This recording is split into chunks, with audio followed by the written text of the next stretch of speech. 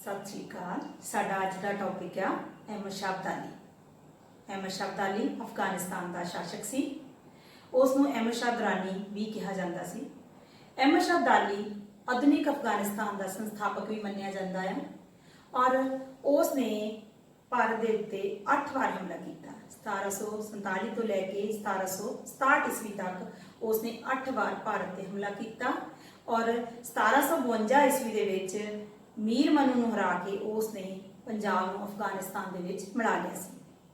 1762 ईस्वी दे विच वड्डा घल्लूघारा होया जिस विच अणगिणत सिख मारे गए, पर सिखां ने गुरीला युद्ध प्रणाली दे नाल उस दे नक विच दम करी रखिया और वो सिखां नूं खत्म करन दे सुपने नाल आया सी, पर वो उसका सुपना जिहड़ा सी वो पूरा ना हो सकिया।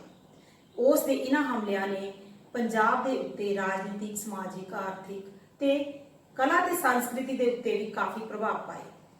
उस दे हमलियां दे की कारण सी, उसने क्यों बार बार हमले किए, आओ इन्हां कारणों के उत्ते चर्चा करिए। पहला कारण है अब्दाली की इच्छा। वो बड़ा साम्राज्यवादी किस्म का व्यक्ति सी। वो अफगानिस्तान जिहे राज तो संतुष्ट नहीं सी। वो इस विच वाधा करना चाहता सी ते उसकी निगाह सीधी भारत उत्ते गई कि क्यों ना भारत नूं अपने साम्राज्य दे विच शामिल कर लवे। सो उसने बार बार हमले किए और कोशिश की कि भारत नूं अपने साम्राज्य दे विच शामिल कर लवे। दूसरा कारण सीगा भारत की अथाह धन दौलत। अब्दाली जानता सी कि भारत दे विच बेशुमार दौलत है, क्योंकि वो जदों 1739 दे ईस्वी दे विच नादर शाह दे नाल आया सी तां नादर शाह भारत नूं उसने लुटिया ते वापस जाते समय इथों बहुत सारा धन दौलत, हीरे जवाहरात अपने नाल लैके गया सी। हुण अब्दाली दे मन दे विच भी ये सीगा कि भारत की धन दौलत नूं लुटिया जावे। तीसरा कारण अफगानिस्तान दे विच अब्दाली अपनी स्थिति नूं मजबूत करना चाहता सी, क्योंकि जदों नादर शाह की हत्या तो बाद अब्दाली अफगानिस्तान का शासक बनया तां उस वेले बहुत सारे अफगान सरदारां ने इस दे विरुद्ध विद्रोह करना शुरू कर दिता सी। सो अपने आप नूं उत्थे मजबूत करन दे लई उन्हां अफगान सरदारां दा विश्वास जितन दे लई उसने विदेशां नाल युद्ध करके अपनी स्थिति नूं मजबूत करन दा यतन कीता सी ते इस दे लई उसने भारत दे उत्ते भी हमला कीता। अगला कारण सी भारत की राजनीतिक दशा। अब्दाली हुण ये भी जान गया सी कि भारत की राजनीतिक दशा किहो जी है, क्योंकि उस वेले मुगल बादशाह मुहम्मद शाह अपनी प्रजा वाल बहुता ध्यान नहीं सी दे रहा। वो एक ऐशप्रस्ती वाला जीवन बतीत कर रहा सी। उसने इस करके उसके वजीर भी उहो जिहे हो गए सी। उन्होंने भी आपस दे विच युद्ध करने शुरू कर दिते सी। मंत्री वजीर आपस दे विच लड़ी जा रहे सी, जिस करके राजनीतिक स्थिति कोई बहुती वधिया नहीं सी। ते अब्दाली ने इस राजनीतिक स्थिति का लाभ उठाया। वो जानता सी कि मुगल साम्राज्य जिहड़ा आ वो इस वेले उन्हां दी स्थिति की आ, एक रेत दे महल दी तरह आ जिहड़ी एक तेज हनेरी दे नाल ढह ढेरी हो जाएगी। अगला कारण सीगा कि भारत का उसनूं किद्दां दा ज्ञान सी, पूर्व ज्ञान उन्होंने होया होया सी, क्योंकि अब्दाली दे जदों नादर शाह दे नाल 1739 दे विच आया सी तां उस वेले वो पंजाब दी, दिल्ली दी राजनीतिक व्यवस्था तो चंगी तरह जानू सी। सो इस चीज का भी उसने लाभ उठाया सी। और बच्चों जिहड़ा फौरी कारण सी, तत्कालीन कारण सी, वो सी शाहनवाज का सद्दा। शाहनवाज जकरिया खान का पुत्र सी और जदों जकरिया खान ने यहिया खान नूं पंजाब का सूबेदार बनाया तां इस नाल शाहनवाज नाराज हो गया। वो आप सूबेदार बनना चाहता सी, इस करके दोहां भरावां दे विच काफी लंबा समा लगभग 4 महीने तक लड़ाई हुंदी रही और इस लड़ाई दे विच शाहनवाज जेतू रहा सी। शाहनवाज जेतू हो गया, पर जो यहिया खान सी वो दिल्ली के वजीर कमरुद्दीन का जवाई सी। सो वजीर कमरुद्दीन के कहण ते मुगल बादशाह मुहम्मद शाह ने शाहनवाज नूं लाहौर का सूबेदार मनण तो इनकार कर दिता। अजिहे हालात दे विच हुण शाहनवाज ने अब्दाली नूं सद्दा भेजिया कि वो आके भारत दे उत्ते हमला करे और अब्दाली इस गल नूं चाहुंदा सी कि वो इत्थे आके हमले दे करके भारत नूं अपने साम्राज्य दे विच शामिल कर लवे। इस तरह ਸ਼ਾਹ ਨਵਾਜ਼ ਦੇ ਸੱਦੇ ਤੇ ਅਬਦਾਲੀ ਨੇ ਭਾਰਤ ਉੱਤੇ ਹਮਲੇ ਕਰਨਾ ਸ਼ੁਰੂ ਕਰ ਦਿੱਤਾ। ਸਭ ਤੋਂ ਪਹਿਲਾ ਹਮਲਾ ਜਿਹੜਾ ਸੀਗਾ ਉਹ ਅਬਦਾਲੀ ਨੇ 1747-48 ਦੇ ਵਿੱਚ ਕੀਤਾ ਸੀ, ਕਿਉਂਕਿ ਸ਼ਾਹ ਨਵਾਜ਼ ਨੇ ਸੱਦਾ ਭੇਜਿਆ ਸੀ। ਜਦੋਂ ਅਬਦਾਲੀ ਕਾਬਲ ਤੋਂ ਤੁਰਿਆ ਤਾਂ ਇੱਧਰ ਵਜ਼ੀਰ ਕਮਰੂਦੀਨ ਤੇ ਸ਼ਾਹ ਨਵਾਜ਼ ਦੇ ਵਿੱਚ ਸਮਝੌਤਾ ਹੋ ਗਿਆ। ਇਸ ਕਰਕੇ ਹੁਣ ਅਬਦਾਲੀ ਹੋਰ ਖਿੱਚ ਗਿਆ ਔਰ ਉਸ ਨੇ ਵਿਸ਼ਾਲ ਸੈਨਾ ਦੇ ਨਾਲ ਹਮਲਾ ਕਰ ਦਿੱਤਾ, ਜਿਸ ਵਿੱਚ ਉਹ ਬਿਨਾਂ ਕਿਸੇ ਰੋਕ ਟੋਕ ਦੇ ਉਸਨੇ ਪੰਜਾਬ ਦੇ ਉੱਤੇ ਆਪਣਾ ਕਬਜ਼ਾ ਕਰ ਲਿਆ। ਔਰ ਇਸ ਤਰ੍ਹਾਂ ਉਹ ਅੱਗੇ ਵਧਦਾ ਹੋਇਆ ਦਿੱਲੀ ਵੱਲ ਨੂੰ ਜਦੋਂ ਵਧਿਆ ਤਾਂ ਵਜ਼ੀਰ ਕਮਰੂਦੀਨ ਦੇ ਨਾਲ ਉਸਦੀ ਲੜਾਈ ਹੋਈ। ਇਹਦੇ ਵਿੱਚ ਵਜ਼ੀਰ ਕਮਰੂਦੀਨ ਮਾਰਿਆ ਗਿਆ, ਪਰ ਮੀਰ ਮਨੂ ਨੇ ਅਬਦਾਲੀ ਨੂੰ ਕਰਾਰੀ ਹਾਰ ਦਿੱਤੀ।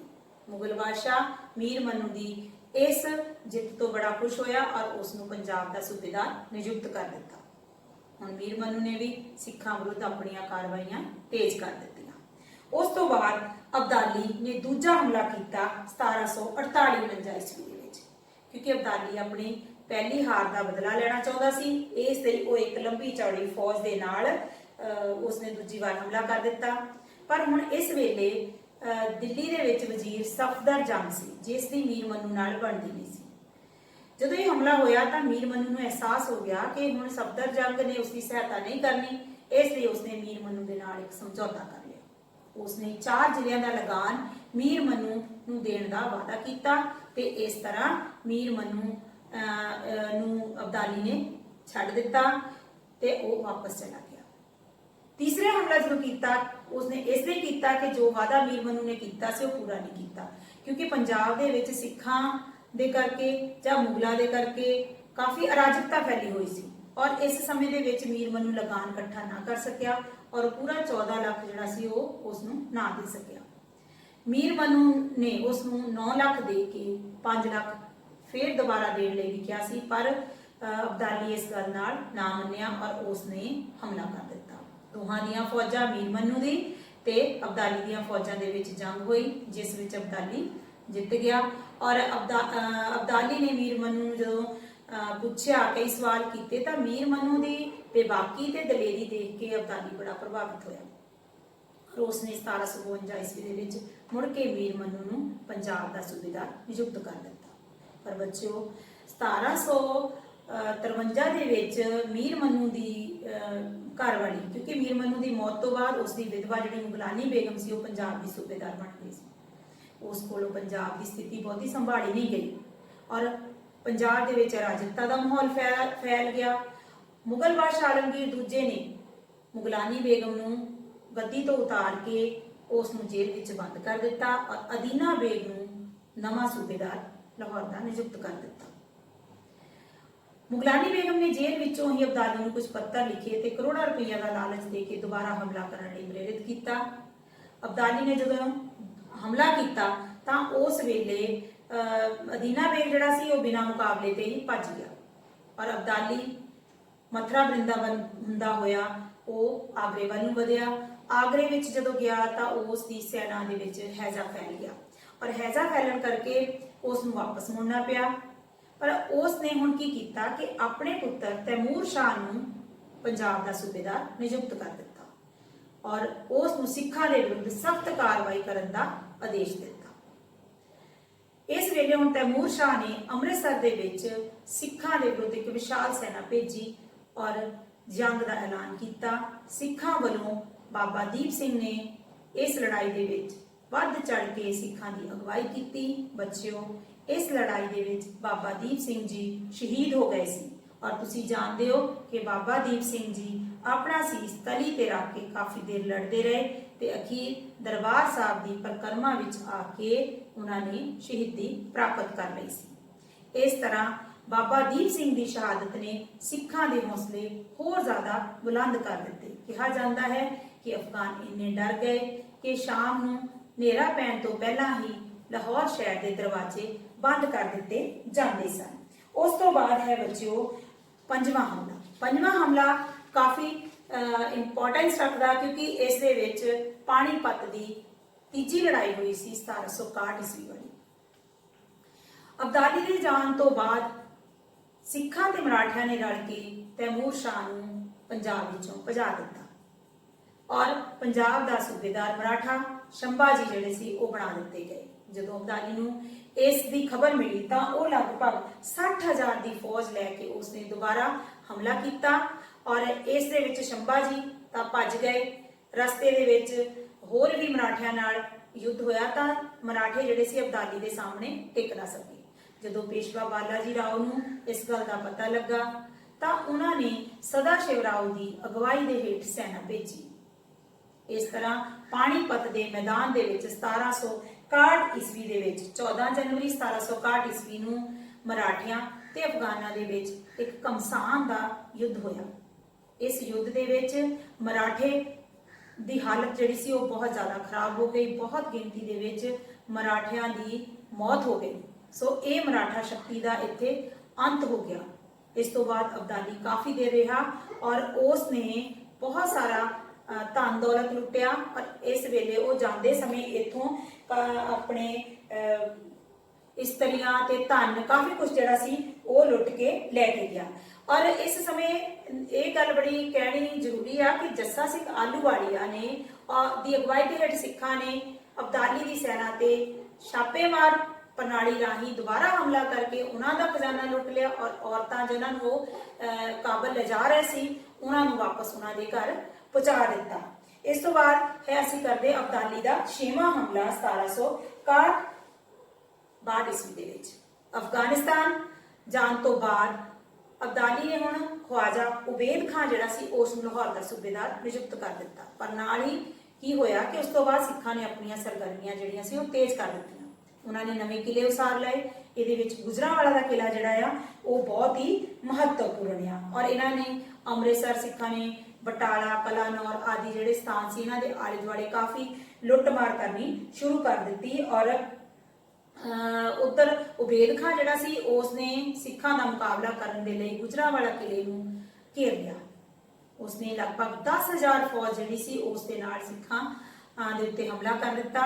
ਸਿੱਖਾਂ ਨੇ ਜੱਸਾ ਸਿੰਘ ਆਹਲੂਵਾਲੀਆ ਦੀ ਅਗਵਾਈ ਦੇ ਵਿੱਚ ਡਟ ਕੇ ਮੁਕਾਬਲਾ ਕੀਤਾ ਔਰ ਸਿੱਖ ਜਿਹੜੇ ਸੀ ਉਹਨਾਂ ਨੇ ਉਹ ਜੇਤੂ ਰਹੇ। ਇਸੇ ਕਰਕੇ ਜੱਸਾ ਸਿੰਘ ਆਹਲੂਵਾਲੀਆ ਨੂੰ ਉਸ ਵੇਲੇ ਸੁਲਤਾਨ ਉਲ ਕੌਮ ਦੀ ਉਪਾਧੀ ਦਿੱਤੀ ਗਈ।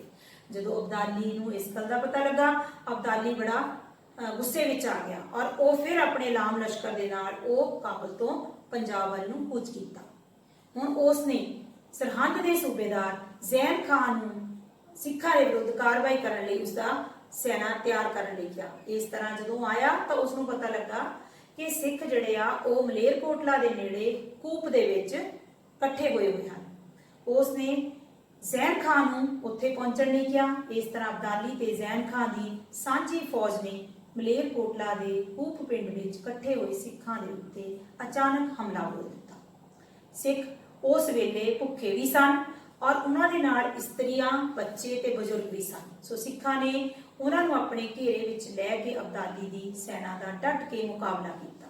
ਪਰ ਸਿੱਖਾਂ ਦੀ ਗਿਣਤੀ ਉਹਨਾਂ ਅਬਦਾਲੀ ਦੀ ਫੌਜ ਨਾਲੋਂ ਘੱਟ ਹੋਣ ਕਰਕੇ ਔਰ ਵਧੀਆ ਸ਼ਸਤਰ ਨਾ ਹੋਣ ਕਰਕੇ ਸ਼ਸਤਰਾਂ ਦੀ ਘਾਟ ਹੋਣ ਕਰਕੇ ਉਹ ਬਹੁਤੀ ਦੇਰ ਤੱਕ ਅਬਦਾਲੀ ਦੀ ਸੈਨਾ ਦਾ ਮੁਕਾਬਲਾ ਨਾ ਕਰ ਸਕੇ। ਇਸ ਲੜਾਈ ਦੇ ਵਿੱਚ ਸਿੱਖਾਂ ਦਾ ਬਹੁਤ ਜ਼ਿਆਦਾ ਨੁਕਸਾਨ ਹੋਇਆ। ਲਗਭਗ 25,000 ਤੋਂ 30,000 ਦੇ ਕਰੀਬ ਸਿੱਖ ਜਿਹੜੇ ਸੀ ਉਹ ਇਸ ਲੜਾਈ ਦੇ ਵਿੱਚ ਸ਼ਹੀਦ ਹੋ ਗਏ। ਹੁਣ ਅਬਦਾਲੀ ਦਾ ਹੌਸਲਾ ਵੱਧ ਗਿਆ ਸੀ। ਉਹ ਅੰਮ੍ਰਿਤਸਰ ਨੂੰ ਵਧਿਆ। ਅੰਮ੍ਰਿਤਸਰ ਉਸਨੇ ਹਰਮੰਦਰ ਸਾਹਿਬ ਨੂੰ ਢਹਿ ਢੇਰੀ ਕਰ ਦਿੱਤਾ ਤੇ ਬਹੁਤ ਸਾਰੇ ਸਿੱਖ ਜਿਹੜੇ ਸੀ ਉਹ ਇੱਥੇ ਵੀ ਸ਼ਹੀਦ ਕੀਤੇ ਗਏ। ਤੇ ਇਸ ਤੋਂ ਬਾਅਦ ਉਸਨੇ ਸਿੱਖਾਂ ਦਾ ਨੁਕਸਾਨ ਕਰਦੇ ਹੋਏ ਕਾਫੀ ਦੇਰ ਪੰਜਾਬ ਦੇ ਵਿੱਚ ਰਿਹਾ। ਪਰ ਇਸ ਸਮੇਂ ਦੇ ਦੌਰਾਨ ਕੀ ਹੋਇਆ ਕਿ ਦੁਬਾਰਾ ਤੋਂ ਸਿੱਖ ਜਿਹੜੇ ਸੀ ਉਹ ਇਕੱਠੇ ਹੋਣੇ ਸ਼ੁਰੂ ਹੋ ਗਏ ਔਰ ਲਗਭਗ 60,000 ਦੇ ਕਰੀਬ ਸਿੱਖ ਜਿਹੜੇ ਸੀ 1762 ਈਸਵੀ ਦੇ ਵਿੱਚ ਅੰਮ੍ਰਿਤਸਰ ਦੇ ਵਿੱਚ ਇਕੱਠੇ ਹੋ ਗਏ। ਜਦੋਂ ਅਬਦਾਲੀ ਨੂੰ ਇਸ ਦਾ ਪਤਾ ਲੱਗਾ ਤਾਂ ਉਹ ਇਹ ਮੁਕਾਬਲਾ ਕਰਨ ਦੇ ਕਾਬਿਲ ਨਹੀਂ ਸੀ। ਇਸ ਕਰਕੇ ਉਸਨੇ ਮੁਕਾਬਲਾ ਨਹੀਂ ਕੀਤਾ ਪਰ ਉਹ ਕਾਬਲੀ ਮਲ ਨੂੰ ਲਾਹੌਰ ਦਾ ਸੂਬੇਦਾਰ ਨਿਯੁਕਤ ਕਰਕੇ ਵਾਪਸ ਉਹ ਅਫਗਾਨਿਸਤਾਨ ਨੂੰ ਚਲਾ ਗਿਆ। ਇਸ ਸਮੇਂ ਸਿੱਖਾਂ ਨੇ ਸਰਹੰਦ ਤੇ ਕਬਜ਼ਾ ਕਰ ਲਿਆ ਤੇ ਕਾਬਲੀ ਮਲ ਨੇ ਡਰਦੇ ਮਾਰੇ ਨੇ ਸਿੱਖਾਂ ਨਾਲ ਸਮਝੌਤਾ ਕਰ ਲਿਆ। ਉਸ ਤੋਂ ਬਾਅਦ ਅਬਦਾਲੀ ਫਿਰ 7ਵਾਂ ਹਮਲਾ ਕਰਨ ਲਈ ਆਇਆ। ਹੁਣ 7ਵੇਂ ਹਮਲੇ ਦੇ ਵਿੱਚ ਅਬਦਾਲੀ ਜਦੋਂ 30,000 ਦੀ ਸੈਨਾ ਲੈ ਕੇ ਅੰਮ੍ਰਿਤਸਰ ਆਇਆ ਤਾਂ ਉਸ ਵੇਲੇ ਅੰਮ੍ਰਿਤਸਰ ਦੇ ਵਿੱਚ ਸਿਰਫ 30 ਸਿੱਖ ਸਨ। ਉਹਨਾਂ 30 ਸਿੱਖਾਂ ਨੇ ਬੜੀ ਦਲੇਰੀ ਦੇ ਨਾਲ ਅਬਦਾਲੀ ਦਾ ਸਾਹਮਣਾ ਕੀਤਾ। ਇਸ ਤੋਂ ਬਾਅਦ ਅਬਦਾਲੀ ਸਰਹੰਦ ਵੱਲ ਵਧਿਆ। ਸਰਹੰਦ ਵੱਲ ਜਾਂਦੇ ਸਮੇਂ ਸਿੱਖਾਂ ਨੇ ਛਾਪਾਮਾਰੀ ਯੁੱਧ ਦੇ ਨਾਲ, ਗੁਰੀਲਾ ਯੁੱਧ ਪ੍ਰਣਾਲੀ ਦੇ ਨਾਲ ਉਸ ਦਾ ਕਾਫੀ ਨੁਕਸਾਨ ਕੀਤਾ। ਔਰ ਜਦੋਂ ਉਹ ਸਰਹੰਦ ਪਹੁੰਚਾ, ਸਰਹੰਦ ਦੀ ਮਾੜੀ ਹਾਲਤ ਦੇਖ ਕੇ ਉਹ ਬਹੁਤ ਹੀ ਗੁੱਸੇ ਵਿੱਚ ਆ ਗਿਆ ਔਰ ਸਿੱਖਾਂ ਦੇ ਵਿਰੁੱਧ ਸਖਤ ਕਦਮ ਚੁੱਕਣ ਲਈ ਉਹ ਤਿਆਰ ਹੋ ਗਿਆ। ਪਰ ਜਦੋਂ ਸਰਹੰਦ ਤੋਂ ਵਾਪਸ ਅੰਮ੍ਰਿਤਸਰ ਵੱਲ ਆ ਰਿਹਾ ਸੀ ਤਾਂ ਉਸ ਨੂੰ ਦੁਆਬੇ ਕੋਲ ਆ ਕੇ ਪਤਾ ਲੱਗਾ ਕਿ ਭਾਰੀ ਗਿਣਤੀ ਦੇ ਵਿੱਚ ਸਿੱਖ ਜਿਹੜੇ ਆ ਉਸ ਦਾ ਮੁਕਾਬਲਾ ਕਰਨ ਲਈ ਅੰਮ੍ਰਿਤਸਰ ਦੇ ਵਿੱਚ ਇਕੱਠੇ ਹੋ ਚੁੱਕੇ ਹਨ। ਹੁਣ ਉਹ ਬੇਬਸ ਜਿਹਾ ਹੋ ਗਿਆ ਔਰ ਸਿੱਖਾਂ ਦਾ ਮੁਕਾਬਲਾ ਨਹੀਂ ਸੀ ਕਰ ਸਕਦਾ, ਇਸ ਕਰਕੇ ਉਹ ਵਾਪਸ ਅਫਗਾਨਿਸਤਾਨ ਨੂੰ ਚਲਾ ਗਿਆ। ਔਰ ਇਸ ਸਮੇਂ 1765 ਈਸਵੀ ਦੇ ਵਿੱਚ ਸਿੱਖਾਂ ਨੇ ਲਾਹੌਰ ਦੇ ਉੱਤੇ ਆਪਣਾ ਕਬਜ਼ਾ ਕਰ ਲਿਆ ਔਰ ਆਪਣੇ ਸਿੱਕੇ ਜਾਰੀ ਕਰਕੇ ਸੁਤੰਤਰ ਰਾਜ ਦੀ ਘੋਸ਼ਣਾ ਕਰ ਦਿੱਤੀ। ਬੱਚਿਓ, ਅਬਦਾਲੀ ਫਿਰ ਵੀ ਨਹੀਂ ਟਲਿਆ। ਉਸਨੇ ਦੁਬਾਰਾ 8ਵਾਂ ਤੇ ਆਖਰੀ ਹਮਲਾ ਕੀਤਾ 1766 ਈਸਵੀ ਦੇ ਵਿੱਚ। ਜਦੋਂ ਉਸਨੇ ਇਹ ਹਮਲਾ ਕੀਤਾ ਤਾਂ ਉਸ ਵੇਲੇ ਸਿੱਖਾਂ ਨੇ ਜੰਗਲਾਂ ਵਿੱਚ ਲੁਕਣ ਦੀ ਬਜਾਏ ਅਬਦਾਲੀ ਦਾ ਡਟ ਕੇ ਮੁਕਾਬਲਾ ਕਰਨ ਦਾ ਫੈਸਲਾ ਕੀਤਾ। ਸਿੱਖਾਂ ਨੇ ਅਬਦਾਲੀ ਦੀ ਹਰ ਮੁਹਿੰਮ ਜਿਹੜੀ ਸੀ ਉਸ ਦਾ ਬੜੀ ਦਲੇਰੀ, ਬੜੇ ਹੌਸਲੇ ਦੇ ਨਾਲ ਮੁਕਾਬਲਾ ਕੀਤਾ ਔਰ ਉਸ ਦੀ ਇੱਕ ਵੀ ਨਹੀਂ ਚੱਲੀ। ਇਸ ਤਰ੍ਹਾਂ ਸਿੱਖਾਂ ਦੇ ਸਾਹਮਣੇ ਅਬਦਾਲੀ ਦੀ ਕੋਈ ਪੇਸ਼ ਨਾ ਗਈ ਤੇ ਉਹ ਵਾਪਸ 1767 ਈਸਵੀ ਦੇ ਵਿੱਚ ਅਫਗਾਨਿਸਤਾਨ ਨੂੰ ਵਾਪਸ ਮੁੜ ਗਿਆ। ਇਸ ਤਰ੍ਹਾਂ ਅਬਦਾਲੀ ਖਾਲੀ ਹੱਥ ਹੀ ਉਸ ਨੂੰ ਵਾਪਸ ਜਾਣਾ ਪਿਆ। ਹੁਣ ਅਸੀਂ ਕਰਾਂਗੇ ਅਹਿਮਦ ਸ਼ਾਹ ਅਬਦਾਲੀ ਦੇ ਅਸਫਲਤਾ ਦੇ ਕਾਰਨ। ਅਹਿਮਦ ਸ਼ਾਹ ਅਬਦਾਲੀ ਨੇ ਬਹੁਤ ਸਾਰੇ ਇਲਾਕੇ ਜਿੱਤੇ, ਬੜਾ ਜ਼ਾਲਿਮ ਵਿਅਕਤੀ ਸੀ, ਉਸ ਦੇ ਨਾਂ ਤੋਂ ਦੁਸ਼ਮਣ ਥਰ-ਥਰ ਕੰਬਦੇ ਸੀ, ਪਰ ਫਿਰ ਵੀ ਉਹ ਸਫਲ ਨਹੀਂ ਹੋਇਆ। ਸਿੱਖਾਂ ਨੇ ਉਸਦੇ ਕਿਸੇ ਵੀ ਤਰੀਕੇ ਨੂੰ ਸਫਲ ਹੋਣ ਦੇ ਵਿੱਚ, ਉਸ ਨੂੰ ਕਾਮਯਾਬ ਹੋਣ ਦੇ ਵਿੱਚ ਉਹਦੇ ਲਈ ਸਿੱਖ ਜਿਹੜੇ ਸੀ ਉਹ ਇੱਕ ਰੁਕਾਵਟ ਬਣ ਗਏ ਸੀ। ਇਸ ਤੋਂ ਇਲਾਵਾ ਹੋਰ ਵੀ ਬਹੁਤ ਸਾਰੇ ਕਾਰਨ ਸੀ ਜਿਸ ਕਰਕੇ ਅਬਦਾਲੀ ਜਿਹੜਾ ਸੀਗਾ ਉਹ ਆਪਣਾ ਭਾਰਤ ਦੇ ਵਿੱਚ ਸ਼ਾਸਨ ਸਥਾਪਿਤ ਕਰਨ ਦੇ ਵਿੱਚ ਸਫਲ ਨਹੀਂ ਹੋਇਆ। ਆਓ ਆਪਾਂ ਉਹ ਕਾਰਨ ਜਾਣੀਏ ਜਿਨ੍ਹਾਂ ਕਰਕੇ ਅਬਦਾਲੀ ਆਪਣਾ ਸ਼ਾਸਨ ਸਥਾਪਿਤ ਕਰਨ ਦੇ ਵਿੱਚ ਸਫਲ ਨਹੀਂ ਹੋਇਆ। ਸਭ ਤੋਂ ਪਹਿਲਾ ਸੀ ਸਿੱਖਾਂ ਦਾ ਮਜ਼ਬੂਤ ਇਰਾਦਾ। ਅਬਦਾਲੀ ਨੇ ਆਪਣੇ ਇਹਨਾਂ ਹਮਲਿਆਂ ਦੇ ਵਿੱਚ ਬਹੁਤ ਹੀ ਘੋਰ ਅਤਿਆਚਾਰ ਕੀਤੇ। ਇਹਨਾਂ ਅਤਿਆਚਾਰਾਂ ਦੇ ਬਾਵਜੂਦ ਵੀ ਜਿਹੜੇ ਸਿੱਖ ਸੀਗੇ ਉਹ ਅਬਦਾਲੀ ਦਾ ਡਟ ਕੇ ਮੁਕਾਬਲਾ ਕਰਦੇ ਰਹੇ, ਕਿਉਂਕਿ ਉਹਨਾਂ ਦੇ ਵਿੱਚ ਰਾਜ ਕਰੇਗਾ ਖਾਲਸਾ ਦੀ ਭਾਵਨਾ ਸੀ। ਇਸ ਭਾਵਨਾ ਦੇ ਨਾਲ ਭਾਵੇਂ ਅਬਦਾਲੀ ਨੇ ਬਹੁਤ ਹਮਲੇ ਕੀਤੇ, ਬਹੁਤ ਜ਼ਿਆਦਾ ਘੋਰ ਅਤਿਆਚਾਰ ਕੀਤੇ, ਪਰ ਫਿਰ ਵੀ ਜਿਹੜੀ ਰਾਜ ਕਰੇਗਾ ਖਾਲਸਾ ਦੀ ਭਾਵਨਾ ਸੀ, ਉਹਨਾਂ ਨੇ ਸਿੱਖਾਂ ਦੇ ਹੌਸਲੇ ਜਿਹੜੇ ਸੀ ਉਹ ਮਜ਼ਬੂਤ ਰੱਖੇ ਔਰ ਇੰਨੇ ਜ਼ੁਲਮ ਹੋਣ ਦੇ ਬਾਵਜੂਦ ਵੀ ਉਹਨਾਂ ਨੇ ਅਬਦਾਲੀ ਦਾ ਡਟ ਕੇ ਮੁਕਾਬਲਾ ਕੀਤਾ। ਸੋ ਇਹੋ ਜਿਹੀ ਕੌਮ ਨੂੰ ਹਰਾਉਣਾ ਕੋਈ ਸੌਖੀ ਗੱਲ ਨਹੀਂ ਸੀ। ਦੂਸਰਾ ਹੈ ਗੁਰੀਲਾ ਯੁੱਧ ਪ੍ਰਣਾਲੀ। ਸਿੱਖ ਇਸ ਗੱਲ ਨੂੰ ਚੰਗੀ ਤਰ੍ਹਾਂ ਜਾਣਦੇ ਸੀ ਕਿ ਅਬਦਾਲੀ ਦੀ ਐਡੀ ਭਾਰੀ ਸੈਨਾ ਦੇ ਨਾਲ ਖੁੱਲੇ ਮੈਦਾਨ ਦੇ ਵਿੱਚ ਮੁਕਾਬਲਾ ਕਰਨਾ ਬੜਾ ਔਖਾ ਹੈ। ਸੋ ਉਹਨਾਂ ਨੇ ਗੁਰੀਲਾ ਯੁੱਧ ਪ੍ਰਣਾਲੀ ਬਣਾਈ। ਉਹਨਾਂ ਨੇ ਜਦੋਂ ਵੀ ਅਬਦਾਲੀ ਹਮਲਾ ਕਰਦਾ ਤਾਂ ਉਹ ਉਸ ਦਾ ਗੁਰੀਲਾ ਯੁੱਧ ਛਾਪਾਮਾਰ ਪ੍ਰਣਾਲੀ ਜਿਹਨੂੰ ਅਸੀਂ ਕਹਿ ਦਿੰਦੇ ਆ ਉਹਦੇ ਨਾਲ ਉਹਨਾਂ ਨੇ ਮੁਕਾਬਲਾ ਕੀਤਾ। ਉਹ ਮੁਕਾਬਲਾ ਕਰਦੇ ਤੇ ਫਿਰ ਉਹ ਜਾ ਕੇ ਜੰਗਲਾਂ ਦੇ ਵਿੱਚ ਛਿਪ ਜਾਂਦੇ। ਇਸ ਤਰ੍ਹਾਂ ਕਈ ਇਤਿਹਾਸਕਾਰ ਲਿਖਦੇ ਆ ਕਿ ਸਿੱਖਾਂ ਦੇ ਨੂੰ ਇਸ ਤਰ੍ਹਾਂ ਲੜਨਾ, ਉਹਨਾਂ ਦੇ ਨਾਲ ਗੁਰੀਲਾ ਯੁੱਧ ਪ੍ਰਣਾਲੀ ਦੇ ਨਾਲ ਲੜਨਾ ਤੇ ਉਹਨਾਂ ਦਾ ਮੁਕਾਬਲਾ ਕਰਨਾ ਅਬਦਾਲੀ ਲਈ ਇਸ ਤਰ੍ਹਾਂ ਸੀ ਜਿਵੇਂ ਕਿ ਜਾਲ ਦੇ ਵਿੱਚ ਕਿਸੇ ਹਵਾ ਨੂੰ ਅਸੀਂ ਕੈਦ ਕਰ ਲਈਏ। ਸੋ ਤੀਸਰਾ ਕਾਰਨ ਸੀ ਅਬਦਾਲੀ ਦੇ ਅਯੋਗ ਪ੍ਰਤੀਨਿਧੀ। ਅਬਦਾਲੀ ਜਦੋਂ ਵੀ ਆਇਆ ਭਾਰਤ ਦੇ ਉੱਤੇ ਉਸਨੇ ਜਿੱਤ ਪ੍ਰਾਪਤ ਕੀਤੀ, ਪੰਜਾਬ ਨੂੰ ਆਪਣੇ ਕਬਜ਼ੇ ਵਿੱਚ ਲਿਆ, ਤਾਂ ਹਰ ਵਾਰੀ ਉਹ ਆਪਣੇ ਪ੍ਰਤੀਨਿਧ ਜਿਹੜੇ ਸੀ ਉਹ ਛੱਡ ਕੇ ਜਾਂਦਾ ਸੀ। ਪਰ ਉਸ ਦੇ ਪ੍ਰਤੀਨਿਧ ਜਿਹੜੇ ਸੀ ਅਯੋਗ ਸਨ। ਜਿਵੇਂ ਤੈਮੂਰ ਸ਼ਾਹ ਜਿਹੜਾ ਸੀ ਉਸਦਾ ਪੁੱਤਰ, ਉਹ ਵੀ ਕੋਈ ਵਧੀਆ ਯੋਗ ਸ਼ਾਸਨ ਪ੍ਰਬੰਧਕ ਨਹੀਂ ਸੀ। ਇਸ ਤੋਂ ਇਲਾਵਾ ਜ਼ੈਨ ਖਾਂ, ਉਬੇਦ ਖਾਂ ਜਿਹੜੇ ਸੀ ਉਹਨਾਂ ਨੇ ਵੀ ਕੋਈ ਬਹੁਤੇ ਸੁਧਾਰ ਨਹੀਂ ਕੀਤੇ, ਕੋਈ ਵਧੀਆ ਸ਼ਾਸਨ ਪ੍ਰਬੰਧ ਨਹੀਂ ਦਿੱਤਾ। ਇਸ ਕਰਕੇ ਉਹ ਵੀ ਅਯੋਗ ਸਿੱਧ ਹੋਏ ਔਰ ਉਹਨਾਂ ਦੀ ਅਯੋਗਤਾ ਕਰਕੇ ਸਿੱਖਾਂ ਨੇ ਆਪਣੇ ਆਪ ਨੂੰ ਸੰਗਠਿਤ ਕਰ ਲਿਆ। ਅਗਲਾ ਕਾਰਨ ਸੀ ਬਦਲੇ ਦੀ ਭਾਵਨਾ। ਅਬਦਾਲੀ ਜਦੋਂ ਵੀ ਭਾਰਤ ਤੇ ਹਮਲਾ ਕਰਨ ਆਇਆ ਉਸ ਵਿੱਚ ਬਦਲੇ ਦੀ ਭਾਵਨਾ ਸੀ। ਬਦਲੇ ਦੀ ਭਾਵਨਾ ਨਾਲ ਲੜਨ ਆਉਂਦਾ ਸੀ, ਲੋਕਾਂ ਤੇ ਅਤਿਆਚਾਰ ਕਰਦਾ ਸੀ। ਉਸਨੇ ਹਰਮੰਦਰ ਸਾਹਿਬ ਨੂੰ ਕਈ ਵਾਰੀ ਢਹਿ ਢੇਰੀ ਕੀਤਾ, ਜਿਸ ਕਰਕੇ ਸਿੱਖਾਂ ਦੇ ਵਿੱਚ ਉਸ ਦੇ ਪ੍ਰਤੀ ਬੜਾ ਰੋਸ ਸੀ ਔਰ ਉਸ ਦੀ ਬਦਲੇ ਦੀ ਭਾਵਨਾ ਨੇ ਸਿੱਖਾਂ ਨੂੰ ਹੋਰ ਵੀ ਅਡੋਲ ਕਰ ਦਿੱਤਾ ਔਰ ਉਹਦੇ ਵਿਰੁੱਧ ਬਦਲਾ ਲੈਣ ਲਈ ਸਿੱਖਾਂ ਨੂੰ ਜ਼ਿਆਦਾ ਸੰਗਠਿਤ ਕਰ ਦਿੱਤਾ। ਉਸ ਤੋਂ ਬਾਅਦ ਹੈ ਪੰਜਾਬ ਦੇ ਲੋਕਾਂ ਦਾ ਅਸਹਿਯੋਗ। ਜਦੋਂ ਅਸੀਂ ਅਬਦਾਲੀ ਦੇ ਹਮਲਿਆਂ ਦੀ ਗੱਲ ਕਰਦੇ ਹਾਂ ਤਾਂ ਅਸੀਂ ਦੇਖਦੇ ਹਾਂ ਕਿ ਅਬਦਾਲੀ ਨੇ ਪੰਜਾਬ ਦੇ ਲੋਕਾਂ ਤੇ ਬਹੁਤ ਜ਼ਿਆਦਾ ਜ਼ੁਲਮ ਕੀਤੇ। ਉਹਨਾਂ ਦੇ ਘਰਾਂ ਨੂੰ ਅੱਗ ਲਾਈ, ਖੇਤਾਂ ਦੇ ਵਿੱਚ ਨੁਕਸਾਨ ਪਹੁੰਚਾਇਆ। ਇਸ ਕਰਕੇ ਲੋਕ ਜਿਹੜੇ ਸੀਗੇ ਉਹ ਅਬਦਾਲੀ ਨੂੰ ਨਫ਼ਰਤ ਕਰਦੇ ਸੀ। ਉਹਨਾਂ ਨੇ ਅਬਦਾਲੀ ਦਾ ਸਾਥ ਨਹੀਂ ਦਿੱਤਾ, ਸਗੋਂ ਅਬਦਾਲੀ ਦੇ ਵਿਰੁੱਧ ਸਿੱਖਾਂ ਦਾ ਸਾਥ ਦਿੱਤਾ, ਜੋ ਕਿ ਅਬਦਾਲੀ ਦੀ ਅਸਫਲਤਾ ਦਾ ਕਾਰਨ ਬਣਿਆ। ਉਸ ਤੋਂ ਬਾਅਦ ਹੈ ਜ਼ਿਮੀਂਦਾਰਾਂ ਦਾ ਅਸਹਿਯੋਗ। ਪੰਜਾਬ ਦੇ ਵਿੱਚ ਜ਼ਿਮੀਂਦਾਰ ਜਿਹੜੇ ਸੀ ਇੱਕ ਵਧੀਆ ਸਥਾਨ ਰੱਖਦੇ ਸੀ। ਉਹਨਾਂ ਨੇ ਵੀ ਅਬਦਾਲੀ ਦਾ ਸਾਥ ਨਹੀਂ ਦਿੱਤਾ, ਕਿਉਂਕਿ ਉਹ ਜਾਣਦੇ ਸੀ ਕਿ ਅਬਦਾਲੀ ਨੇ ਤਾਂ ਵਾਪਸ ਮੁੜ ਕੇ ਅਫਗਾਨਿਸਤਾਨ ਚਲੇ ਜਾਣਾ ਔਰ ਉਹਨਾਂ ਨੂੰ ਸਿੱਖਾਂ ਦੇ ਨਾਲ ਹੀ ਰਹਿਣਾ ਪੈਣਾ ਹੈ। ਸੋ ਦੂਜਾ ਗੱਲ ਇਹ ਵੀ ਸੀ, ਜ਼ਿਮੀਂਦਾਰ ਜਾਣਦੇ ਸੀ ਕਿ ਸਿੱਖ ਜਿਹੜੇ ਉਹ ਸੁਤੰਤਰਤਾ ਲਈ ਲੜ ਰਹੇ ਆ, ਔਰ ਬਹੁਤੇ ਜ਼ਿਮੀਂਦਾਰ ਜਿਹੜੇ ਸੀ ਉਹ ਦਿਲੋਂ ਸਿੱਖਾਂ ਦੀ ਮਦਦ ਕਰਦੇ ਸੀ। ਇਹ ਵੀ ਕਾਰਨ ਸੀ ਅਬਦਾਲੀ ਦੀ ਅਸਫਲਤਾ ਦਾ। ਉਸ ਤੋਂ ਬਾਅਦ ਅਸੀਂ ਕਰਦੇ ਹਾਂ ਸਿੱਖਾਂ ਦਾ ਚਰਿੱਤਰ। ਬੱਚਿਓ, 18ਵੀਂ ਸਦੀ ਦੇ ਸਿੱਖਾਂ ਦੀ ਜਦੋਂ ਅਸੀਂ ਗੱਲ ਕਰਦੇ ਹਾਂ ਤਾਂ ਅਸੀਂ ਦੇਖਦੇ ਹਾਂ ਕਿ ਉਹ ਬੜੇ ਚਰਿੱਤਰਵਾਨ ਸੀ। ਉਹ ਸੱਚਾਈ ਲਈ ਲੜਦੇ ਸੀ, ਜ਼ੁਲਮ ਦੇ ਵਿਰੁੱਧ ਲੜਦੇ ਸੀ। ਉਹ ਬੱਚਿਆਂ, ਇਸਤਰੀਆਂ, ਬਜ਼ੁਰਗਾਂ ਦੀ ਮਦਦ ਕਰਦੇ ਸੀ। ਇਸ ਤੋਂ ਇਲਾਵਾ ਉਹ ਜਿਹੜੇ ਸਿੱਖ ਸੀ ਉਹ ਕਿਸੇ ਹੱਥੇ ਤੇ ਵਾਰ ਨਹੀਂ ਸੀ ਕਰਦੇ, ਰਣ ਭੂਮੀ ਵਿੱਚੋਂ ਭੱਜਣ ਵਾਲੇ ਤੇ ਵਾਰ ਨਹੀਂ ਸੀ ਕਰਦੇ। ਸੋ ਇਹੋ ਜਿਹੇ ਜਿਹੜੇ ਗੁਣ ਸੀਗੇ ਉਹਨਾਂ ਨੇ ਵੀ ਸਿੱਖਾਂ ਦੇ ਵਿੱਚ ਇੱਕ ਜੋਸ਼ ਭਰਿਆ ਹੋਇਆ ਸੀ। ਔਰ ਕਾਜ਼ੀ ਨੂਰ ਮੁਹੰਮਦ ਜਿਹੜਾ ਸਿੱਖਾਂ ਦੇ ਲਈ ਕੋਈ ਵਧੀਆ ਭਾਵਨਾ ਨਹੀਂ ਸੀ ਰੱਖਦਾ, ਉਸ ਨੇ ਵੀ ਸਿੱਖਾਂ ਦੇ ਇਹਨਾਂ ਗੁਣਾਂ ਦੀ ਬੜੀ ਪ੍ਰਸ਼ੰਸਾ ਕੀਤੀ। ਇਹਨਾਂ ਗੁਣਾਂ ਕਰਕੇ ਹੀ ਅਬਦਾਲੀ ਜਿਹੜਾ ਸੀ ਉਸ ਨੂੰ ਅਸਫਲਤਾ ਮਿਲੀ ਔਰ ਸਿੱਖਾਂ ਨੂੰ ਸਫਲਤਾ ਮਿਲੀ। ਉਸ ਤੋਂ ਬਾਅਦ ਸੀ ਸਿੱਖਾਂ ਦੇ ਯੋਗ ਨੇਤਾ।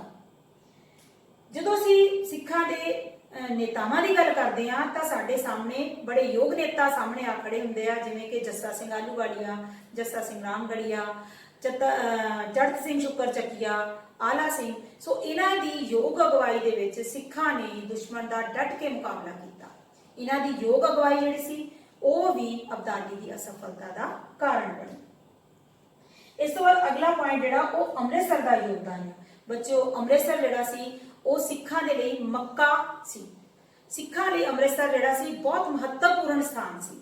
ਔਰ ਜਦੋਂ ਵੀ ਕੋਈ ਅਬਦਾਲੀ ਦੇ ਵਿਰੁੱਧ ਮੁਹਿੰਮ ਜਾਣੀ ਹੁੰਦੀ ਸੀ, ਸਿੱਖ ਪਹਿਲਾਂ ਅੰਮ੍ਰਿਤਸਰ ਦੇ ਵਿੱਚ ਇਕੱਠੇ ਹੁੰਦੇ ਸੀ, ਉੱਥੇ ਇਸ਼ਨਾਨ ਕਰਦੇ, ਗੁਰਮਤਾ ਜਿਹੜਾ ਸੀ ਉਹ ਪਾਸ ਹੁੰਦਾ ਸੀ। ਗੁਰਮਤਾ ਦੇ ਅਕੋਰਡਿੰਗ ਹੀ ਸਿੱਖ ਜਿਹੜੇ ਸੀ ਉਹ ਆਪਣੇ ਨੇਤਾਵਾਂ ਦੇ ਨਾਲ ਯੁੱਧ ਦੇ ਵਿੱਚ ਸ਼ਾਮਲ ਹੁੰਦੇ ਸੀ। ਕੋਈ ਵੀ ਆਦਮੀ ਜਿਹੜਾ ਸੀ ਉਹ ਗੁਰਮਤਾ ਦੇ ਵਿਰੁੱਧ ਨਹੀਂ ਸੀ ਜਾ ਸਕਦਾ। ਸੋ ਇਸ ਤਰ੍ਹਾਂ ਅੰਮ੍ਰਿਤਸਰ ਦਾ ਕਾਫੀ ਯੋਗਦਾਨ ਰਿਹਾ ਸਿੱਖਾਂ ਨੂੰ ਅਬਦਾਲੀ ਦੇ ਵਿਰੁੱਧ ਲੜਾਈ ਦੇ ਵਿੱਚ।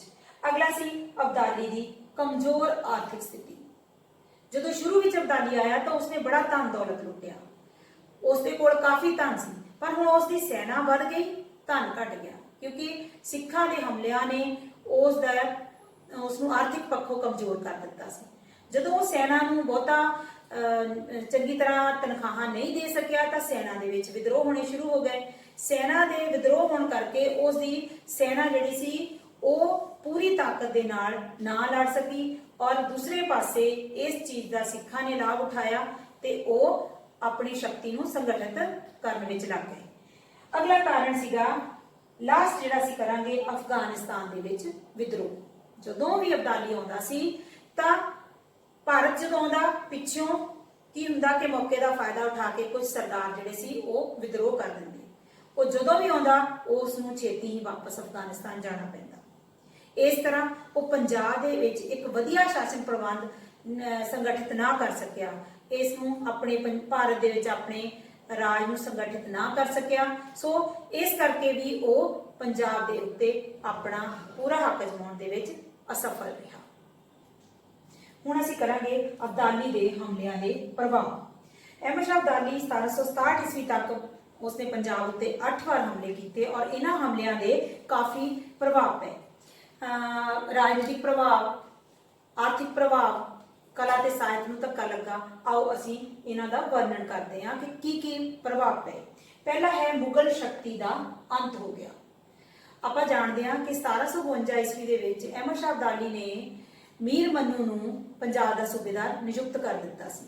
ਇਸ ਵੇਲੇ ਮੁਗਲ ਸ਼ਕਤੀ ਪੰਜਾਬ ਵਿੱਚੋਂ ਨਿਕਲ ਚੁੱਕੀ ਸੀ, ਪਰ 1753 ਈਸਵੀ ਦੇ ਵਿੱਚ ਦੁਬਾਰਾ ਮੁਗਲਾਂ ਨੇ ਪੰਜਾਬ ਦੇ ਉੱਤੇ ਕਬਜ਼ਾ ਕਰਨ ਦੀ ਕੋਸ਼ਿਸ਼ ਕੀਤੀ, ਪਰ ਅਬਦਾਲੀ ਨੇ ਉਹਨਾਂ ਦੀ ਇਸ ਚੀਜ਼ ਜਿਹੜੀ ਸੀ ਉਸ ਨੂੰ ਸਫਲ ਨਹੀਂ ਹੋਣ ਦਿੱਤਾ ਤੇ ਇਸ ਤਰ੍ਹਾਂ ਪੰਜਾਬ ਦੇ ਵਿੱਚੋਂ ਮੁਗਲ ਸ਼ਕਤੀ ਦਾ ਬਿਲਕੁਲ ਹੀ ਅੰਤ ਹੋ ਗਿਆ। ਦੂਸਰਾ, ਮਰਾਠਾ ਸ਼ਕਤੀ ਦਾ ਅੰਤ। ਆਪਾਂ ਜਾਣਦੇ ਹਾਂ ਕਿ ਜਦੋਂ ਮਰਾਠਾ ਸ਼ੰਭਾ ਜੀ ਜਿਹੜੇ ਸੀਗੇ ਉਹ ਲਾਹੌਰ ਦੇ ਸੂਬੇਦਾਰ ਬਣੇ ਸੀ ਤਾਂ ਉਸ ਵੇਲੇ ਉਹਨਾਂ ਨੇ ਅਬਦਾਲੀ ਨੇ ਮੁੜ ਕੇ ਹਮਲਾ ਕੀਤਾ ਸੀਗਾ ਔਰ ਇਹਦੇ ਵਿੱਚ ਸ਼ੰਭਾ ਜੀ ਜਿਹੜੇ ਚਲੇ ਗਏ, ਭੱਜ ਗਏ ਸੀ ਲਾਹੌਰ ਛੱਡ ਕੇ। ਔਰ ਉਸ ਤੋਂ ਬਾਅਦ ਪਾਣੀਪਤ ਦਾ ਯੁੱਧ ਹੋਇਆ। ਪਾਣੀਪਤ ਦੇ ਯੁੱਧ ਦੇ ਵਿੱਚ ਮਰਾਠਾ ਸ਼ਕਤੀ ਬਿਲਕੁਲ ਹੀ ਖਤਮ ਹੋ ਗਈ। ਇਸ ਤਰ੍ਹਾਂ ਪੰਜਾਬ ਦੇ ਵਿੱਚ ਮਰਾਠਾ ਸ਼ਕਤੀ ਦਾ ਵੀ ਅੰਤ ਹੋ ਗਿਆ। ਤੀਸਰਾ ਸੀ ਸਿੱਖ ਸ਼ਕਤੀ ਦਾ ਉਭਾਰ। ਜਦੋਂ ਅਸੀਂ ਇਸ ਸਮੇਂ ਦੀ ਗੱਲ ਕਰਦੇ ਹਾਂ 18ਵੀਂ ਸਦੀ ਦੀ, ਉਸ ਵੇਲੇ ਪੰਜਾਬ ਦੇ ਵਿੱਚ 4 ਸ਼ਕਤੀਆਂ ਜਿਹੜੀਆਂ ਸੀ, ਮਰਾਠਾ, ਮੁਗਲ, ਸਿੱਖ ਤੇ ਅਫਗਾਨ। ਕਿਉਂਕਿ ਅਬਦਾਲੀ ਨੇ ਪਹਿਲਾਂ ਹੀ ਮੁਗਲ ਸ਼ਕਤੀ ਤੇ ਮਰਾਠਾ ਸ਼ਕਤੀ ਨੂੰ ਖਤਮ ਕਰ ਦਿੱਤਾ ਸੀ, ਹੁਣ ਸਿੱਖ ਰਹਿ ਗਏ ਤੇ ਅਫਗਾਨ ਰਹਿ ਗਏ। ਔਰ ਕਿਉਂਕਿ ਅਫਗਾਨ ਜਿਹੜੇ ਅਬਦਾਲੀ ਸੀ ਉਸਨੇ ਸਿੱਖਾਂ ਦੇ ਵਿਰੁੱਧ ਬਹੁਤ ਹੀ ਘਿਨਾਉਣੀਆਂ ਕਾਰਵਾਈਆਂ ਕੀਤੀਆਂ ਸੀ, ਜ਼ੁਲਮ ਕੀਤੇ ਸੀ ਔਰ ਉਹਨਾਂ ਦੇ ਵਿਰੁੱਧ ਜਿਹੜੇ ਸਿੱਖ ਸੀ ਉਹਨਾਂ ਨੇ ਆਪ ਸੰਗਠਿਤ ਹੋ ਕੇ ਉਹਦਾ ਮੁਕਾਬਲਾ ਕੀਤਾ। ਇਸ ਤਰ੍ਹਾਂ ਪੰਜਾਬ ਦੇ ਵਿੱਚ ਹੁਣ ਸਿੱਖ ਸ਼ਕਤੀ ਦਾ ਉਭਾਰ ਹੋ ਗਿਆ ਸੀ। ਉਸ ਤੋਂ ਬਾਅਦ ਪੰਜਾਬ ਵਿੱਚ ਅਰਾਜਕਤਾ। ਜਦੋਂ ਅਸੀਂ ਗੱਲ ਕਰਦੇ ਹਾਂ 1747 ਤੋਂ 1767 ਤੱਕ ਦੀ, ਤਾਂ ਉਹ ਸਮਾਂ ਸਾਰਾ ਹੀ ਅਰਾਜਕਤਾ ਦਾ ਸਮਾਂ ਸੀ। ਅਬਦਾਲੀ ਨੇ ਹਮਲੇ ਕਰੀ ਗਿਆ, 8 ਵਾਰ ਹਮਲੇ ਕੀਤੇ ਔਰ ਪੰਜਾਬ ਦੇ ਲੋਕਾਂ ਨੂੰ ਤੰਗ ਕੀਤਾ। ਪੰਜਾਬ ਦੇ ਲੋਕਾਂ ਦੇ ਜਾਨ ਮਾਲ ਦੀ ਕੋਈ ਸੁਰੱਖਿਆ ਨਹੀਂ ਸੀ। ਸਰਕਾਰੀ ਕਰਮਚਾਰੀ ਉਹਨਾਂ ਦੇ ਉੱਤੇ ਖੁਦ ਜ਼ੁਲਮ ਕਰ ਰਹੇ ਸੀ। ਇਸ ਤਰ੍ਹਾਂ ਉਸ ਵੇਲੇ ਪੰਜਾਬ ਦੇ ਵਿੱਚ ਅਰਾਜਕਤਾ ਦਾ ਮਾਹੌਲ ਜਿਹੜਾ ਸੀ ਉਹ ਫੈਲਿਆ ਹੋਇਆ ਸੀ।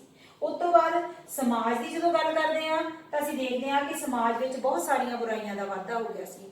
ਬਾਰ-ਬਾਰ ਲੜਾਈਆਂ ਹੋਣ ਕਰਕੇ, ਹਮਲੇ ਹੋਣ ਕਰਕੇ ਕੋਈ ਸ਼ਾਂਤੀ ਦਾ ਮਾਹੌਲ ਨਹੀਂ ਸੀ। ਲੋਕਾਂ ਦੇ ਵਿੱਚ ਲੁੱਟ-ਮਾਰ ਵੱਧ ਗਈ ਸੀ, ਲੋਕੀ ਆਚਰਣਹੀਨ ਹੋ ਗਏ, ਸਵਾਰਥੀ ਹੋ ਗਏ, ਡਾਕੇ, ਚੋਰੀਆਂ, ਇਹੋ ਜਿਹੀਆਂ ਗੱਲਾਂ ਜਿਹੜੀਆਂ ਸੀ ਉਸ ਵੇਲੇ ਸਮਾਜ ਦੇ ਵਿੱਚ ਪ੍ਰਫੁੱਲਤ ਹੋ ਗਈਆਂ ਸੀ। ਸਮਾਜ ਕੋਈ ਵਧੀਆ ਸਮਾਜ ਜਿਹੜਾ ਉਹ ਨਹੀਂ ਸੀ ਰਿਹਾ। ਉਸ ਤੋਂ ਬਾਅਦ ਅਗਲਾ ਸਮਾਜਿਕ ਜੇ ਅਸੀਂ ਕਾਰਨ ਪੜ੍ਹਦੇ ਹਾਂ ਤਾਂ ਉਹਦੇ ਵਿੱਚ ਅਸੀਂ ਪੜ੍ਹਦੇ ਹਾਂ ਪੰਜਾਬੀਆਂ ਦਾ ਬਹਾਦਰ ਹੋਣਾ। ਅਬਦਾਲੀ ਬਾਰ-ਬਾਰ ਹਮਲੇ ਕਰਦਾ ਸੀ ਔਰ ਪੰਜਾਬੀ ਜਿਹੜੇ ਸੀਗੇ ਉਹਨਾਂ ਨੂੰ ਬਾਰ-ਬਾਰ ਉਹਨਾਂ ਹਮਲਿਆਂ ਦਾ ਸਾਹਮਣਾ ਕਰਨਾ ਪੈਂਦਾ ਸੀ। ਇਸ ਕਰਕੇ ਉਹਨਾਂ ਨੂੰ ਹਥਿਆਰ ਚੱਕਣੇ ਪਏ, ਉਹਨਾਂ ਨੂੰ ਉਹ ਕੁਦਰਤੀ ਤੌਰ ਤੇ ਬਹਾਦਰ ਹੋ ਗਏ ਤਾਂ ਕਿ ਉਹ ਅਬਦਾਲੀ ਦੇ ਹਮਲਿਆਂ ਦਾ ਸਾਹਮਣਾ ਕਰ ਸਕਣ। ਔਰ ਇਸੇ ਕਰਕੇ ਅੱਗੇ ਜਾ ਕੇ ਉਹਨਾਂ ਦੇ ਹੌਸਲੇ ਵੀ ਬੁਲੰਦ ਰਹੇ ਔਰ ਉਹਨਾਂ ਨੇ ਅਬਦਾਲੀ ਦੇ ਵਿਰੁੱਧ ਸਫਲਤਾ ਵੀ ਹਾਸਲ ਕੀਤੀ। ਉਸ ਤੋਂ ਬਾਅਦ ਪੰਜਾਬੀਆਂ ਦਾ ਖਰਚੀਲਾ ਹੋਣਾ। ਪੰਜਾਬੀਆਂ ਦਾ ਸੁਭਾਅ ਜਿਹੜਾ ਸੀ ਉਹ ਹੁਣ ਖਰਚੀਲਾ ਹੋ ਗਿਆ ਸੀ ਕਿਉਂਕਿ ਜਿੰਨਾ ਉਹ ਧਨ ਜੋੜਦੇ ਸੀ ਅਬਦਾਲੀ ਹਰ ਵਾਰ ਆਉਂਦਾ ਤੇ ਲੁੱਟ ਕੇ ਲੈ ਜਾਂਦਾ। ਸੋ ਉਹਨਾਂ ਨੂੰ ਲੱਗਾ ਕਿ ਸਾਨੂੰ ਧਨ ਜੋੜਨ ਦਾ ਕੋਈ ਫਾਇਦਾ ਨਹੀਂ। ਹੁਣ ਉਹਨਾਂ ਨੇ ਆਪਣਾ ਕਮਾਇਆ ਹੋਇਆ ਧਨ ਆਪਣੀ ਮौज ਮਸਤੀ ਵਿੱਚ, ਆਪਣੇ ਖਾਣ ਪੀਣ ਦੇ ਲਈ, ਆਪਣੀ ਐਸ਼ੋ ਆਰਾਮ ਦੇ ਲਈ ਖਰਚਣਾ ਸ਼ੁਰੂ ਕਰ ਦਿੱਤਾ। ਇਸ ਲਈ ਉਸ ਵੇਲੇ ਇਹ ਅਖਾਣ ਵੀ ਪ੍ਰਸਿੱਧ ਹੋ ਗਿਆ ਸੀ, ਖਾਦਾ ਪੀਤਾ ਲਾਹੇ ਦਾ, ਬਾਕੀ ਅਹਿਮਦ ਸ਼ਾਹੀ ਦਾ। ਇਸ ਤੋਂ ਬਾਅਦ ਸਿੱਖਾਂ ਤੇ ਮੁਸਲਮਾਨਾਂ ਦੀ ਦੁਸ਼ਮਣੀ ਵਿੱਚ ਵਾਧਾ ਹੋ ਗਿਆ ਕਿਉਂਕਿ ਜਿਹੜੇ ਮੁਸਲਮਾਨ ਸੀ ਉਹ ਜਹਾਦ ਦੇ ਨਾਂ ਤੇ ਲੜਦੇ ਸੀ ਔਰ ਜਹਾਦ ਦੇ ਨਾਂ ਤੇ ਹੀ ਸਿੱਖਾਂ ਦੇ ਉੱਤੇ ਜ਼ੁਲਮ ਕਰਦੇ ਸੀ, ਲੜਾਈਆਂ ਕਰਦੇ ਸੀ। ਇਸ ਲਈ ਸਿੱਖਾਂ ਨੇ ਹੁਣ ਮੁਸਲਮਾਨਾਂ ਦੇ ਵਿਰੁੱਧ ਸੰਗਠਿਤ ਹੋ ਕੇ ਯੁੱਧ ਜਿਹੜਾ ਸੀ ਉਹ ਸ਼ੁਰੂ ਕੀਤਾ ਸੀ ਔਰ ਉਹਨਾਂ ਦੇ ਜਹਾਦ ਦੇ ਨਾਂ ਤੇ ਯੁੱਧ ਕਰਨ ਦੇ ਨਾਲ ਹੀ ਦੁਸ਼ਮਣੀ ਜਿਹੜੀ ਸੀ ਉਹ ਜ਼ਿਆਦਾ ਵੱਧ ਗਈ ਸੀ। ਇਸ ਕਰਕੇ ਹੁਣ ਆਪਾਂ ਜੇ ਗੱਲ ਕਰਦੇ ਆ ਪੰਜਾਬ ਦੀ ਆਰਥਿਕ ਸਥਿਤੀ ਦੀ ਤਾਂ ਆਰਥਿਕ ਹਾਲਤ ਜਿਹੜੀ ਸੀ ਉਹ ਕਾਫੀ ਮਾੜੀ ਹੋ ਗਈ ਸੀ। ਜਦੋਂ ਵੀ ਅਬਦਾਲੀ ਆਉਂਦਾ ਉਹ ਲੋਕਾਂ ਦੀਆਂ ਫਸਲਾਂ ਨੂੰ ਬਰਬਾਦ ਕਰ ਦਿੰਦਾ। ਇਸ ਤੋਂ ਇਲਾਵਾ ਲੋਕਾਂ ਦੇ ਜਿਹੜੇ ਵਪਾਰ ਸੀ ਉਸ ਨੂੰ ਬੜਾ ਧੱਕਾ ਲੱਗਾ, ਵਪਾਰ ਪ੍ਰਫੁੱਲਤ ਹੀ ਨਹੀਂ ਹੋ ਸਕਿਆ।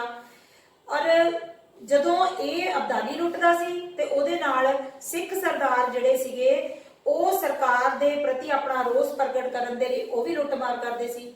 ਇਸ ਕਰਕੇ ਆਰਥਿਕ ਸਥਿਤੀ ਜਿਹੜੀ ਸੀ ਉਹ ਕਾਫੀ ਵਿਗੜ ਚੁੱਕੀ ਸੀ। ਅਗਲਾ ਹੈ ਕਲਾ ਤੇ ਸਾਹਿਤ ਨੂੰ ਧੱਕਾ ਲੱਗਾ। ਬਿਲਕੁਲ ਇਹ ਸਹੀ ਗੱਲ ਆ ਕਿ ਉਸ ਵੇਲੇ ਹਮਲਿਆਂ ਦੇ ਨਾਲ ਅਬਦਾਲੀ ਨੇ ਬਹੁਤ ਸਾਰੇ ਪੁਰਾਣੇ ਮੰਦਿਰ, ਗੁਰਦੁਆਰੇ ਜਿਹੜੇ ਸੀ ਉਹਨਾਂ ਨੂੰ ਨਸ਼ਟ ਕਰ ਦਿੱਤਾ ਸੀ, ਜਿਸ ਕਰਕੇ ਜਿਹੜੀ ਕਲਾ ਸੀ ਉਹਨੂੰ ਧੱਕਾ ਲੱਗਾ।